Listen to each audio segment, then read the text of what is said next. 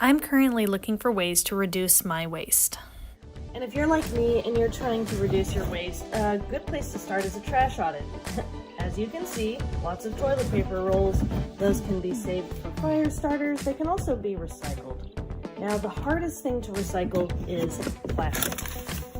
The plastic products cannot always be recycled. Right now, one of the only things that recycling service takes as far as plastic goes are things like plastic jugs.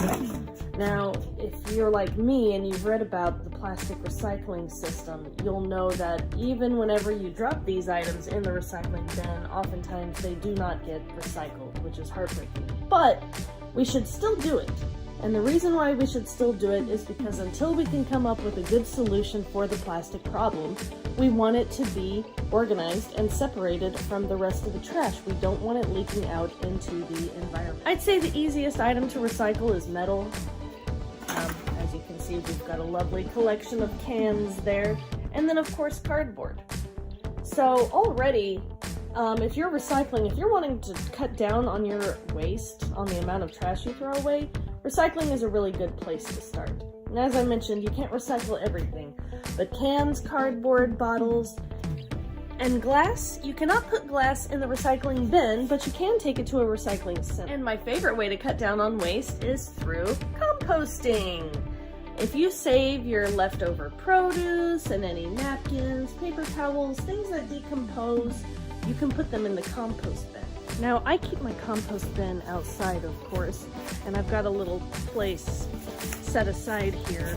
I need to rebuild it to keep the animals out, but as you can see, lots of eggshells. There's my pumpkins from Halloween, and this is going to break down and turn into fabulous soil. Now, if you're going to do it right, there needs to be an even mix of the greens, these really nutrient-dense items that are going to break down, and things like leaves and sticks that are going to add more of the bulk. There's a whole science to it, but really, it's not that complicated. Just let items decompose naturally instead of putting them in the landfill. Now, what do you do about the things that aren't necessarily trash, but also aren't necessarily valuable? I've got a whole collection of crap here in my basement, and I'm just waiting to have a yard sale. So I've got a bunch of clothes that are left over from the last clothing swap that I did. I have a couple of ugly lamps, a broken coat rack, and then a whole box of e-waste. And if you don't know what e-waste is, you should look it up because throwing it in the regular trash can cause some significant hazards. So electronic waste, old computers, old TVs, that sort of stuff, those items can actually be brought to an electronic waste recycling center, and that's the better place to bring them. Or if you're like me and you're artsy, you can save them and see if you can make little art projects. All this other junk I'm gonna try to sell in the spring, and whatever doesn't sell, I'm gonna try to find some kind of alternative use for. Because if it's not fit for donation, don't bring it to a donation center. They get so much junk and so much crap that they can't use, and that actually causes more work for them. So if you're like me and you're trying to cut down on your waste in 2024, there's a couple of things you can do. One thing I'm trying to do is wean myself off of single-use plastics by bringing like my laundry detergent jug to maybe the soap refill station, or buying food products in bulk at a Whole Foods store or like a Mama Jean's here in my area. And if you don't already have recycling service, get that set up, or just bring your recyclable materials to the recycling center in your neighborhood. Start composting if you haven't already done that, and if you don't have the space to compost, like not everybody has a nice outdoor space to dump their food scraps, there are a lot of really cool indoor options. Some of them are kind of pricey, some of them involve worms.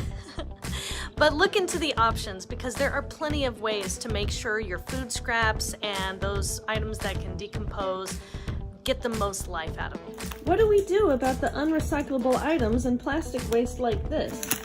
A good solution hasn't been found yet, although there are different companies turning plastic waste into different products by melting it down. It all seems kind of dangerous, and I'm not sure what the best solution is at the moment, but I'm going to search for one in 2024.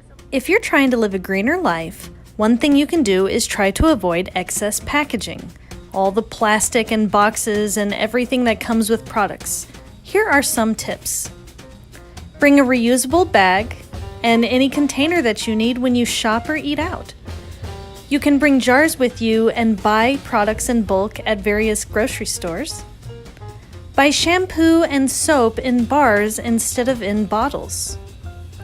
If something does come in a package, make sure the package is biodegradable or compostable.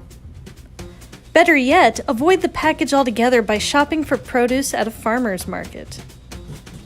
You can also make your own DIY beauty products and cleaning products at home.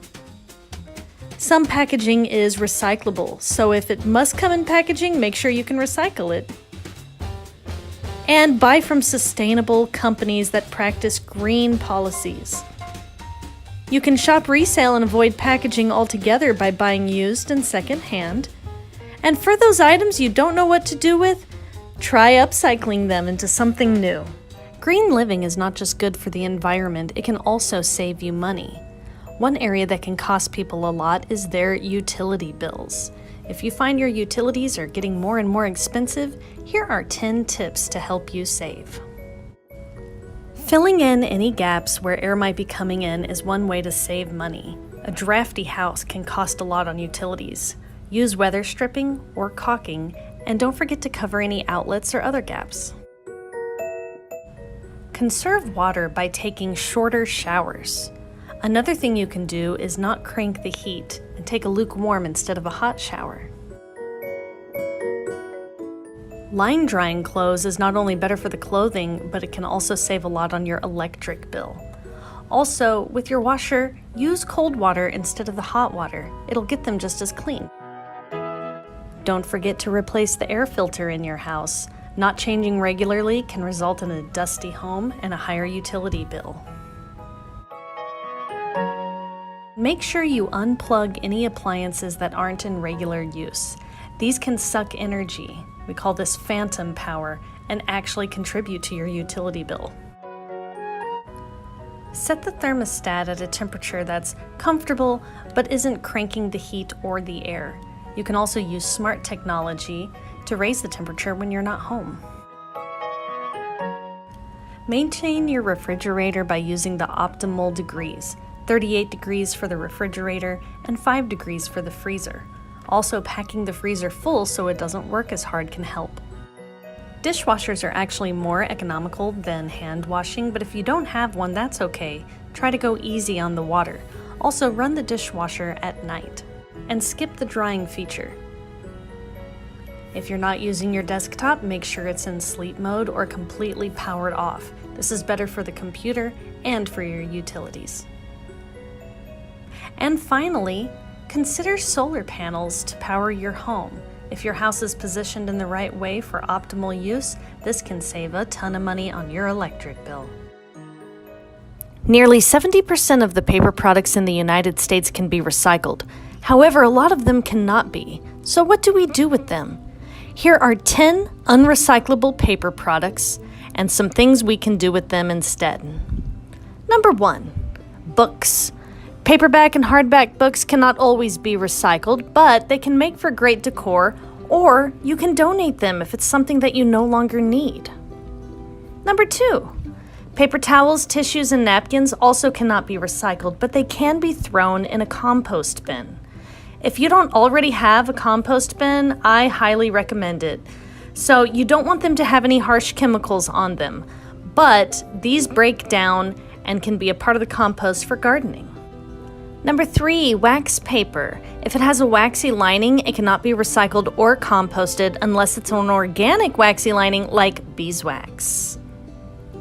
Number 4 are disposable paper cups like coffee cups. These cannot be recycled because of the wax lining.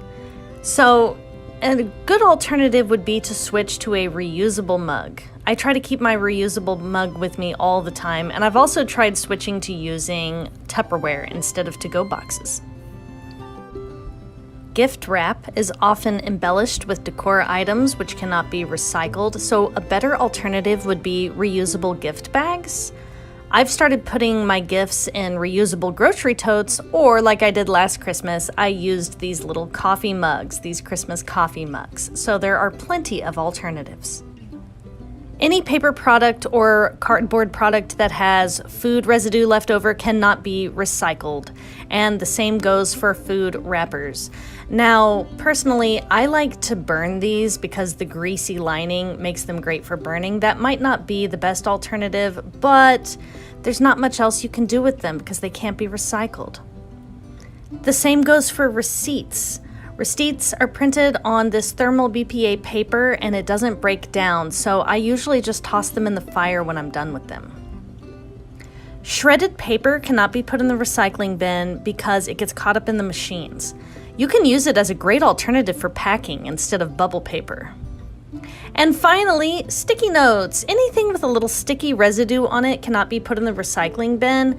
If I can't recycle it, I tend to try to avoid it altogether, or I put it in my bonfire.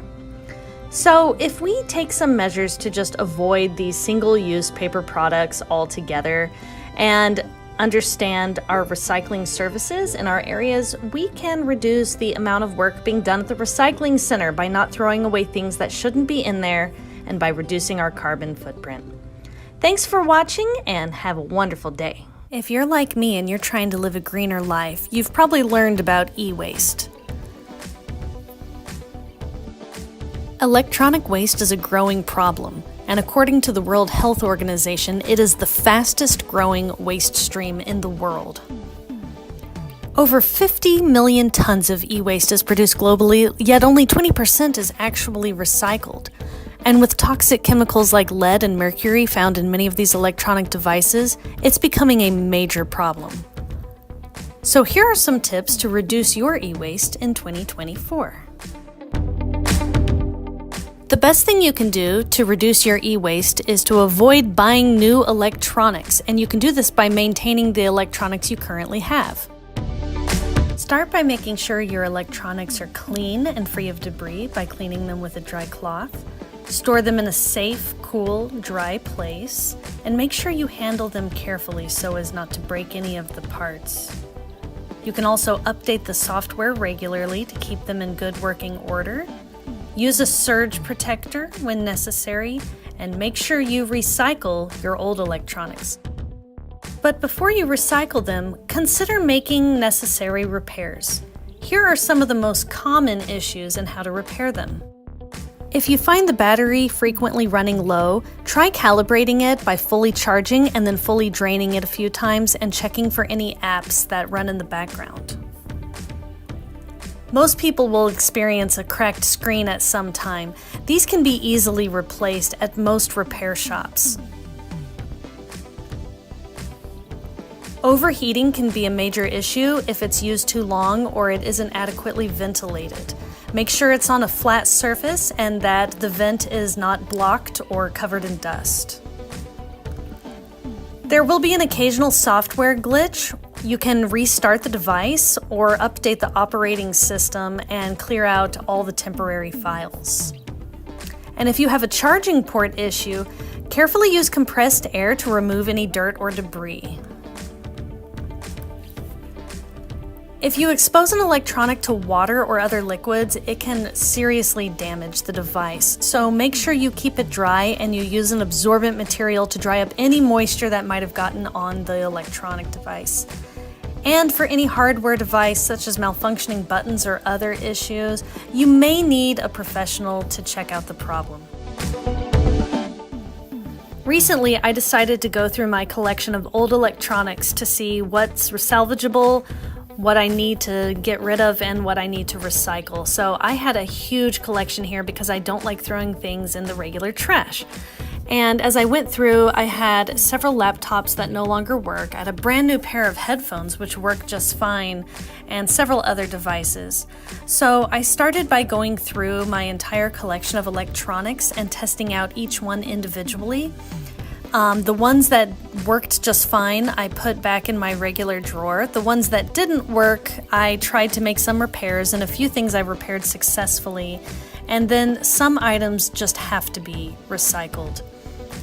So you can see here, I've got this universal outlet, which I'm gonna keep. And I've got a few other things, like this is something that I'm gonna keep, these batteries, or battery chargers rather. So I have a box of items to keep, and as I went through the pile, it got smaller and smaller, which was nice. I also tested out all of my batteries to bring to the recycling center, and here's my collection of electronic recycling. Now, unfortunately, not all electronic recycling services are the same. A lot of them ship their products overseas where it gets dumped on third world countries and causes some major environmental hazards. So make sure you thoroughly research the company that you're bringing your devices to. I plan on taking a tour of the recycling center in my community to see how well they do and which items can't be recycled.